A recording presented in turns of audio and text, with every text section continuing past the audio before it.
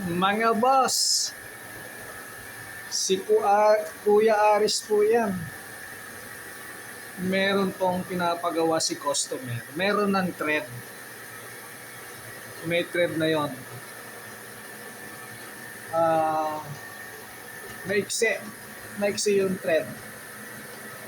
Gusto ni customer dagdagan.